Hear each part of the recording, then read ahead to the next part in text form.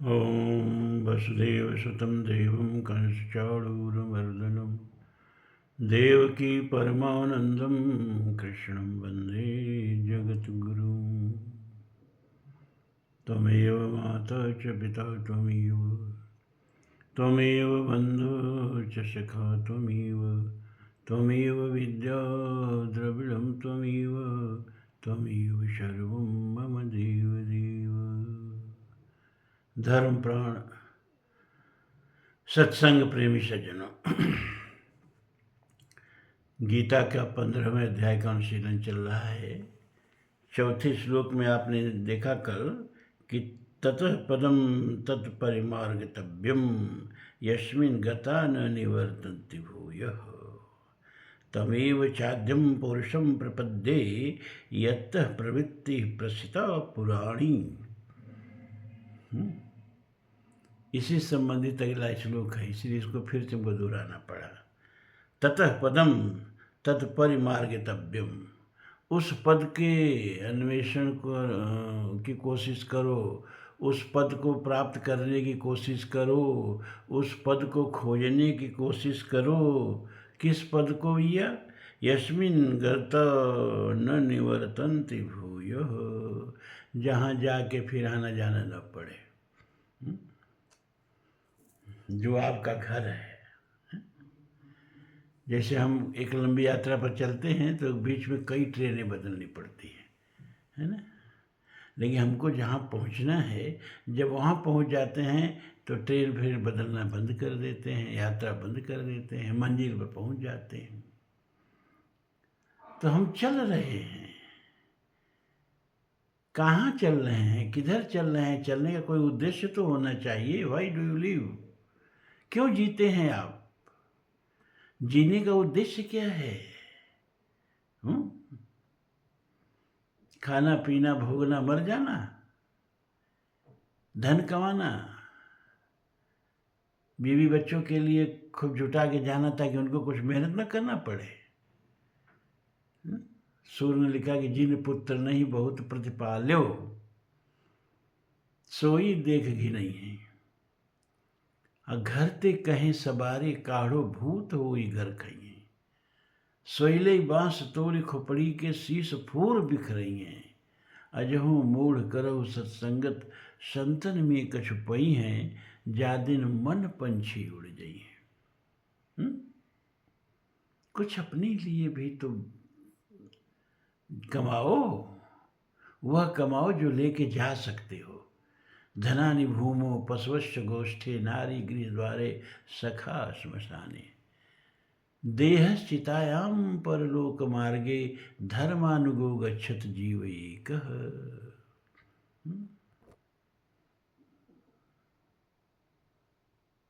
कवि ने लिखा, देहरी लग मेहरी रोवे और द्वारे लग माई, मरघट लग कुटुंब कबीला हंस अकेला जाई। तब जब अकेले आप हैं, अब कोई नहीं है, उसमें आपका पाथेय क्या है? आपका कर्म जो आपने किया है वहीं आपके साथ जाता है। अगर अच्छा कर्म है तो अच्छे लोकों में ले जाता है, उन्नत लोकों में ले जाता है, उन्नत योनियों में ले जाता है, और नहीं तो कम से कम मानव योनि में ही जन्म देता है। लेकिन बुरे कर्म जो हैं वो नीचे की योनियों में ढकेल देते हैं।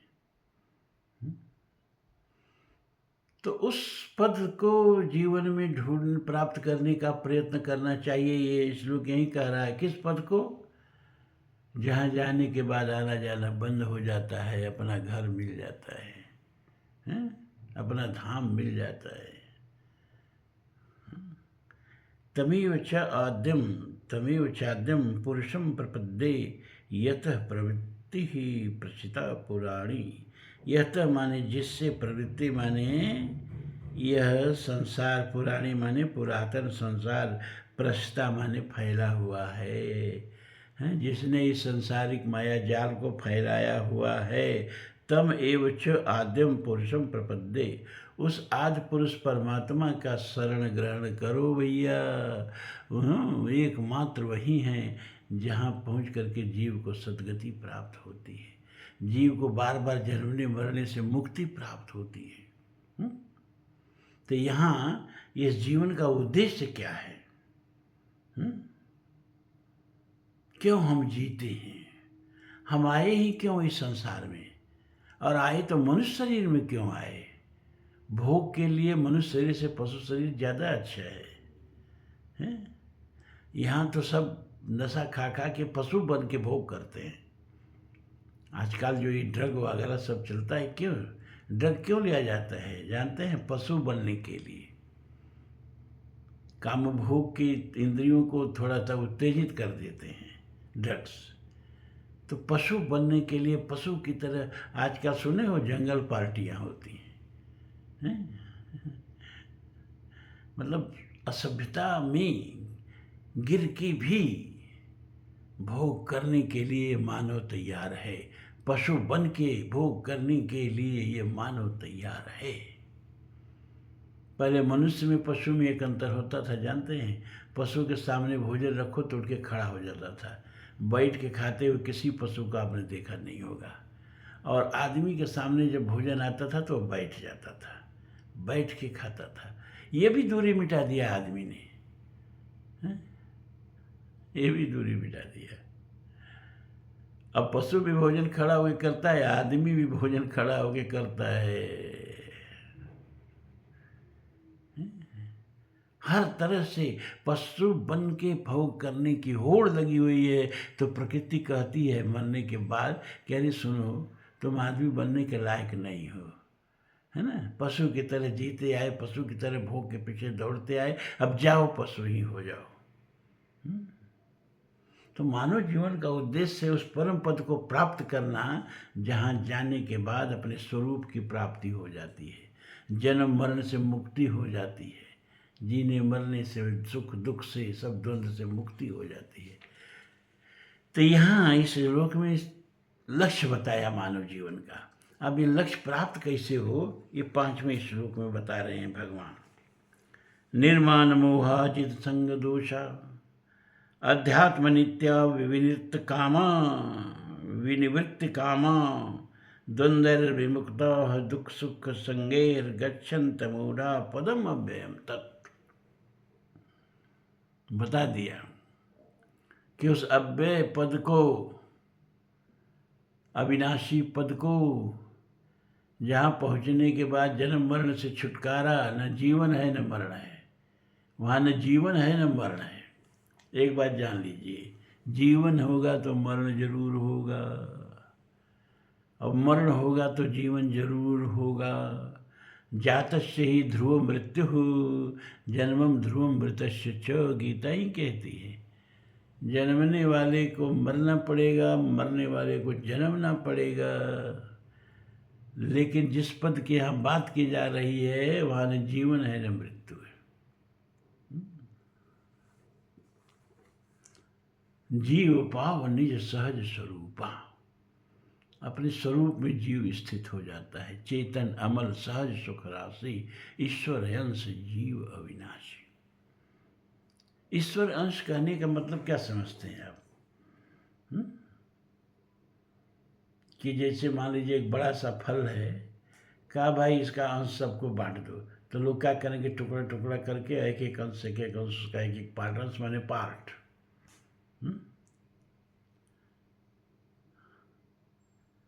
बांट देंगे। इस तरह से क्या ईश्वर का पार्ट होता है? ईश्वर विभाजित हो जाता है। ईश्वर अंश जीव अविनाशी है, जीव ईश्वर का अंश है। तो आप क्या समझते हैं कि ईश्वर का एक टुकड़ा है जीव? नहीं नहीं, ईश्वर का टुकड़ा होता ही नहीं है। ईश्वर विभाजित होता ही नहीं है। तो जब ईश्वर विभाजित नहीं होता है तो ये जीव उसका अंश कैसे बनता है? का जिम रवि कोटि, जिम घट कोटि एक रवि छाई, करोड़ों घड़ा रख दो और उसमें जल भर दो, तो एक सूरज का करोड़ों घड़ों में बिंब बनेगा। बिना विभाजित हुए ही सूरज का बिंब करोड़ों घड़ों में पड़ गया। आप कहोगे कि देखो सूरज का अंश घड़ी में उतर आया। अंश नहीं, बिंब। सच बात यहाँ शब्दों का अर्थ प्रसंग के अनुसार लगाना चाहिए। ईश्वर है अंश, तो यहाँ अंश का मतलब पार्ट मत समझना। ईश्वर का प्रतिबिंब है ये जीव, और प्रतिबिंब के लिए बिंब विभाजित नहीं होता है ना।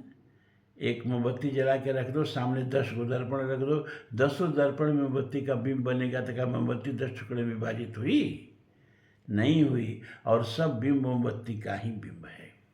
इसी तरह से यह जीव ईश्वर का बिंब है, ईश्वर का नहीं, ब्रह्म का। क्षमा करें, ईश्वर तो खुद है, जीव ब्रह्म का प्रतिबिंब है। शुद्ध सतोगुण प्रकृति में जो ईश्वर का, जो ब्रह्म का प्रतिबिंब बनता है वह ईश्वर है, और मलिन सतोगुण में जो ब्रह्म का प्रतिबिंब बनता है वही जीव है। और फिर तत्पदम, उस पद को प्राप्त करने का मतलब क्या है कि जिसमें प्रतिबिंब बनता है उस अधिकरण को, उस साधन को नष्ट कर दो। जैसे दर्पण में प्रतिबिंब बनता है, दर्पण को तोड़ दो तो प्रतिबिंब कहाँ गया? बिंब में चला गया। उसी तरह से यह प्रकृति में ब्रह्म का बिंब जीव बन रहा है। प्रकृति के प्रति निसंग हो जाओ, बस जीव जो है ब्रह्म हो गया। इतना ही करना है। तो इसी को यहाँ समझा रहे हैं। निर्माण मोहा, जो मोहग्रस्त नहीं है। मोह क्या है? तुलसी ने रामचरितमानस में कहा कि मोह सकल व्याधिन कर मूला, अतेहिते उपज बहुर पुनि सूला। सारी सांसारिक व्याधियों का जड़ जो है वो मोह है। मोह से ही फिर अनेक प्रकार के सांसारिक भवरोग उत्पन्न होते हैं। काम बाध कपलोभ अपारा, क्रोध पित्त निछाती जारा, प्रीत करई जो तीनों भाई, उपजई सन्निपात दुखदाई, अहंकार अति दुख डमरुआ, दम्भ कपट मद मान नेहरुआ, तृष्णा उदर विद्यति भारी। ये सब भवरोग, ये सब सांसारिक रोग, ये सारे सांसारिक रोग जो हैं वह मोह से ही पैदा होते हैं। मोह सकल व्याधिन कर मूला, सबका जड़ जो है वो मोह है। यही मोह मोहित करके जीव को उसके स्वरूप से उसको विवृत कर देता है, और ईश्वर अंश से जीव बना देता है। फिर एक जगह तुलसी लिखते हैं कि मोह निशा सब सो निहारा, देखें सपने अनेक प्रकारा, सपने हो ही विकार नृप रंग कनाक पति होई, जागे आनंद लाभ कष्टि में प्रपंच सब कोई। मोह निशा सब, मोह रूपी रात्रि में विनय पत्रिका में लिखते हैं, मोहमय कहो निशा विपुल विशाल काल सोयो, खोयो सो अनूप रूप। मोहमय निशा में हम सब सोए हुए हैं।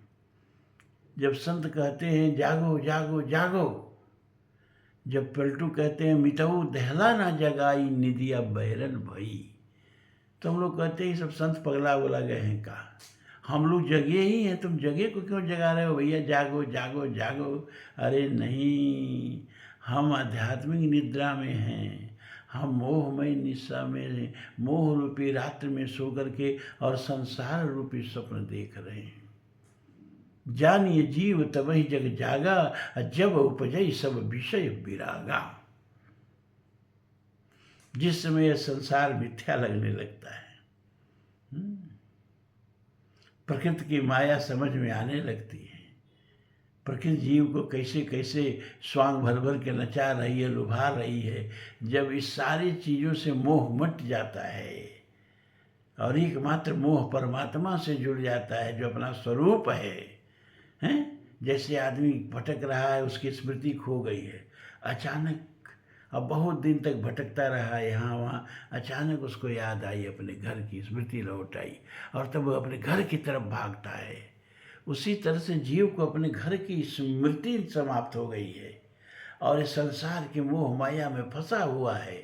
जिस दिन इस संसार से मोह जो है मुक्त हो जाता है। अब देखो भैया, अर्थ गलत नहीं समझना चाहिए। संसार से मोह मुक्त होना अलग बात है और संसार से कर्तव्य मुक्त होना अलग बात है। जाजल ब्राह्मण की कथा यही है। वह कर्तव्य विमुख हो गया था, माता को, पिता को, पत्नी को, बच्चों को छोड़ करके जंगल में सिद्ध होने पहुंच गया था। और सिद्ध हो भी गया, तपस्या करते करते कुछ चमत्कारिक शक्तियां आ गई हैं? लेकिन वह ऐसा मुंह के बल गिरता है, कहाँ कहाँ भटकता है, और अंत में धर्म नामक कसाई उसको उपदेश देता है कि जाओ पहले अपने माँ बाप की सेवा करो, पहले अपने पत्नी का भरण पोषण करो। भर्ता कहे जाते हो तुम ना, भतार माने होता ही है जो भर्ता यानी पत्नी का भरण पोषण करे, और अपने पुत्र को एक अच्छा जीवन दो, और इसके बाद तो फिर तपस्या करो, खूब शौक से तपस्या करो। कर्तव्य बिना चुकाए गति नहीं, परमात्मा भी सामने आ जाए तो गति नहीं। जो संसार के प्रति कर्तव्य है, अपने परिवार के प्रति कर्तव्य है, अपने समाज के प्रति कर्तव्य है, कर्तव्य पूरा करना अलग बात है, मोह मुक्त होना अलग बात है। क्या शंकराचार्य जी मोह मुक्त नहीं हो गए होंगे? लेकिन मोह मुक्त होने के बाद इस विशाल भारत का, तब इतने संसाधन नहीं थे, तब इतना छोटा सा देश नहीं था, तब पाकिस्तान नहीं अलग हो गया था, बांग्लादेश नहीं अलग हो गया था, ब्रह्म देश नहीं अलग हो गया था, है ना, ये सब, उधर अफगानिस्तान नहीं अलग हो गया था। इतनी विशाल भूखंड का 3 बार पैदल, 32 वर्ष की अवस्था में 3 बार पैदल भ्रमण करके और 4 आमनाय पीठों की स्थापना करी। 4 वेदों के लिए 4 आमनाय पीठों की स्थापना करी। ऋग्वेदीय पीठ जो है वो पूर्वामनाय पीठ है, यजुर्वेदी पीठ जो है वो दक्षिणामनाय पीठ है, सामवेदी पीठ जो है पश्चिमामनाय पीठ है, और अथर्ववेदी पीठ जो है उत्तरामनाय ज्योतिष पीठ है। 4 वेदों के लिए 4 पीठों की स्थापना करके और 4 शंकराचार्यों के उस पर पदासीन करके अहमे वेद विज्ञेयो, और कहा कि ये चारों मैं ही हूँ। इस गद्दी पर जो भी शंकराचार्य जब कभी भी आए, मेरा ही स्वरूप समझना। तो क्या शंकराचार्य जी मोह मुक्त नहीं हो गए थे संसार से? मोह मुक्त हो करके कर्तव्य मुक्त नहीं हुए थे, और ये कर्तव्य अपना पूरा किए। तो गलत अर्थ मत लगाना कि वह मोह मुक्त हो गए तो बीवी से कोई मतलब नहीं, बाप से कोई मतलब नहीं है, मूड मुडाए भय सन्यासी। बकवास, ये संसार से भागे हुए लोग हैं। जिन्होंने आपको इस संसार में ले आया, प्रथम कर्तव्य उनके प्रति आपका है, उसको कहते हैं पितृ ऋण। और फिर ये जितना उपदेश सुन रहे हो, आपके लिए तपस्या कर करके सत्य की खोज ऋषियों ने की, उसको जानना और उसको जान के मानव जीवन के उद्देश्य की पूर्ति करना, इसको कहते हैं ऋषि ऋण। और ये हर पल के जीवन के लिए देवता हमारे जो हैं जिम्मेवार हैं। अगर वायु देवता का कृपा न रहे, सांस घुटने लगे मर जाओगे, भोजन क्षिति तत्व की कृपा नहीं रहे, भूख लगेगी मर जाओगे, हैं, जल की कृपा नहीं रहेगी, डिहाइड्रेशन होगा मर जाओगे। सारे 5 भौतिक तत्व इन्हीं की कृपा से शरीर चलता है। और भी अन्य देवता हैं, सूरज की रोशनी न रहे कई दिन जिएंगे आप। ये सारे देवताओं का जो हमारे जीवन पर हमारे उपकार है, वो भी एक ऋण है, इसको कहते हैं देव ऋण। तो 3 ऋण बिना उतारे भगवान भी आपको मुक्ति नहीं दे सकते। वह ऋण है पितृ ऋण, ऋषि ऋण, देव ऋण। और ऋण चुका के तब निर्माण मोहा। तो निर्माण मोहा का मतलब ही कि मोहग्रस्त होके नहीं, बल्कि कर्तव्य से बध के संसार में जियो, मोह मुक्त हो करके और कर्तव्य युक्त हो के संसार में जियो, ये भगवान कह रहे हैं। निर्माण मोह जित संग दोषा। और संग दोष रामानुजाचार्य ने ऋग्वेद क्षमा करें, छांदोग्य उपनिषद के एक मंत्र की व्याख्या करते हैं। वो मंत्र क्या है? आहार शुद्धो सत्व शुद्धि, सत्व शुद्धो ध्रुवा स्मृति, स्मृति लब्ध्वा सर्वग्रंथि विप्रमोक्ष। छांदोग्योपनिषद का मंत्र है कि अगर आहार शुद्ध तो अंतःकरण शुद्ध, और अंतःकरण शुद्ध तो मोह माया की जो सारी गांठें हैं सब खुल जाती हैं, परमात्मा का दर्शन होने लगता है। सत्व शुद्धि ध्रुवा स्मृति है, जब चित्त अंतःकरण में कोई विकार नहीं है तो फिर परमात्मा की अखंड स्मृति होने लगती है, तैल धारावत स्मृति होने लगती है। तैल धारावत का मतलब जैसे पात्र से, एक पात्र से दूसरे पात्र में तेल गिरा हो और एक अखंड धारा बनती है, वैसे ही जब चित्त वृत्तियों की अखंड धारा परमात्मा की तरफ दौड़ने लगे तो शंकराचार्य ने आहार शुद्धि का जो व्याख्या किया, वो कहा कि जो जो भी इंद्रियों से आहरण होता है सबकी शुद्धि। जैसे नेत्रों से भद्र ही देखें, अगर एक गलत दृश्य देख लिए ना तो चित्त में विकृति पैदा होने लगती है।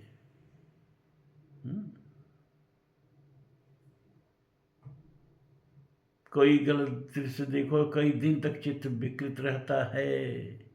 इसलिए भद्रम पश्येम, कानों से भद्र सुनो, गलत आवाज़ सुनो ना, वो जल्दी विस्मृत नहीं होता है। अच्छी बात विस्मृत हो जाती है और गलत बात जल्दी विस्मृत नहीं होती है। तो भद्रम कर्णे भी श्रुणियाम देवा, भद्रम पश्येम अक्षभिरजत्रा, स्थिरैरङ्गै तुष्टवा गुंसस्तनोभिर्वशैम देवहितं यदायु।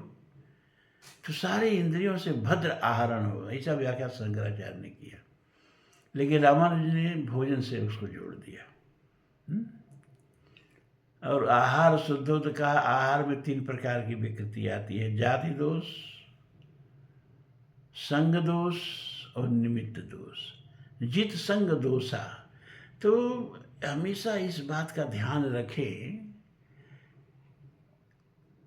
संसार में अच्छे लोग भी हैं, बुरे लोग भी हैं, और सबसे मिलना होता है? अच्छे लोगों के बीच में बैठोगे, अच्छी बातें सुनने को मिलेगी। अब मान लीजिए ट्रेन में गए, बस में गए, भीड़ में गए, वहाँ गलत बातें भी हो रही हैं, वो भी सुनने को मिलेगी। तो जित संग दोषा, संग का दोष आप पर पड़ना नहीं चाहिए, बल्कि जिस समाज में बैठिए अपना छाप छोड़ के आइए, दूसरे का छाप लेके मत आइए। दुष्टों के संग में दुर्जन मत हो जाइए, बल्कि उनको सज्जन बनाने की क्षमता आपके अंदर होनी चाहिए। इस बात को मैं बार बार कहता हूँ कि हमने गंगा से कुछ नहीं सीखा है। गंगा में सब नहाते हैं, चांडाल भी नहाता है, ब्राह्मण भी नहाता है, हर वर्ण के लोग नहाते हैं। तो गंगा कहती है कि घर से साफ सुथरा होके आओ, हाथ पैर धो के आओ, तब हमारे में डुबकी लगाओ। जैसे भी जाओ गंगा पवित्र कर देती है। हमने गंगा को जीवन में नहीं उतारा, अपने जीवन में नहीं उतारा गंगा को। गंगा को बस पूजा पर पाठ के लिए रखा। जीवन में उतारते ना तो किसी के छूने से हम अपवित्र नहीं हो जाते, हमारे छूने से वो पवित्र हो जाता। लेकिन ये पवित्रता हमने गंगा से सीखी नहीं। तो जित संग दोषा, कुसंग का असर न पड़े। और कुछ लोग इसका अर्थ लगाते हैं कि संग का मतलब है सटना। विषयों से सटे नहीं, विषयों से मन को विमुख कर लें, है ना। विषयों से संग में मन को भटकने न दे, विषयों से मन का आहरण कर लें, प्रत्याहार कर लें, ये भी अर्थ लगाते हैं। तो दोनों अर्थ आप लोग लगा लीजिए, कोई बात नहीं है। तो निर्माण मोहा जित संग दोषा, अध्यात्म नित्या विनिवृत्त कामा। अध्यात्म नित्या, नित्य, एवरी टाइम, प्रतिपल आध्यात्मिक जीवन जिए। आध्यात्मिक जीवन धार्मिक जीवन में क्या अंतर होता है?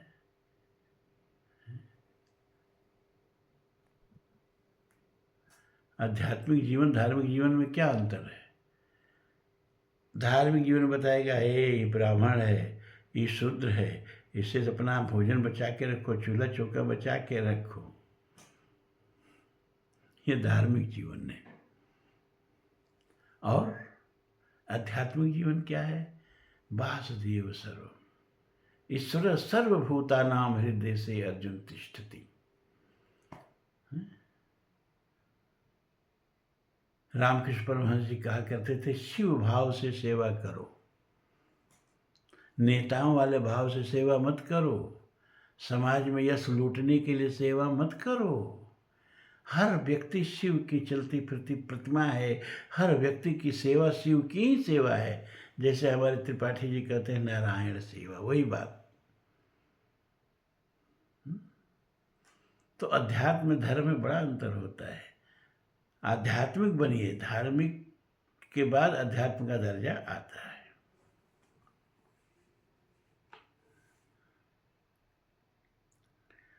विनिवृत्त कामा है। और क्या बताएं इसका अर्थ? विनिवृत्त कामा, सभी कामनाओं से निवृत्त हो जाए। जैसे जले हुए ईंधन में फिर अग्नि नहीं लगती है, इस तरह से जिसके भीतर सारी कामनाओं की अग्नि शांत हो चुकी हो और फिर कोई कामनाएं उसके भीतर विकृति न पैदा करें, उसको भी निवृत्त कामा कहा। द्वंद्व विमुक्ता सुख दुख संगे। और कबीर ने लिखा, चलती चाकी देख के दिया कबीरा रोय, और दो पाटन के बीच में सावत बचाने कोय। इसको कहते हैं द्वंद्व। हर्ष विषाद ज्ञान अज्ञान, तुलसी ने लिखा, जीव धर्म अहमित अभिमाना, इसको कहते हैं द्वंद्व। तो द्वंद्व विमुक्ता सुख दुख संगे। सुख और दुख में जीवन है, सुख भी आएगा, जीवन है दुख भी आएगा, और दोनों में सम, सुखे दुखे समय कृत्वा लाभा लाभो जया जयो। द्वंद्व से विमुक्त इसको कहते हैं। एकदम द्वंद्व से विमुक्त, न सुख विचलित करता हो न दुख विचलित करता हो।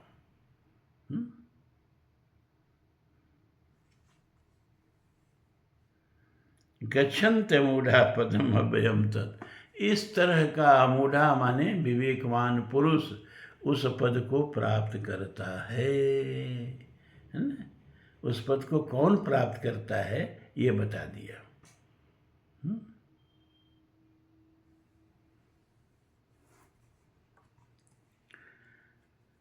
उस पद का परिचय पर कराते हैं कि न तद्भासयते सूर्यो न शशांको न पावकः, यद गत्वा न निवर्तन्ते तद्धामं परमं मम। वह पद क्या है? क्या इस भौतिक संसार से ऊपर उठा हुआ है।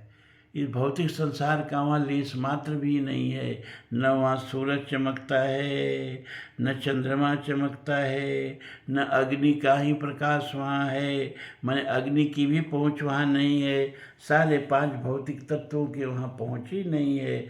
यद गत्वा न निवर्तन्ते, और जहाँ पहुँच के फिर आना जाना बंद हो जाता है, फिर लौटना बंद हो जाता है। तद्धामं परमं मम, वह मेरा परम धाम है।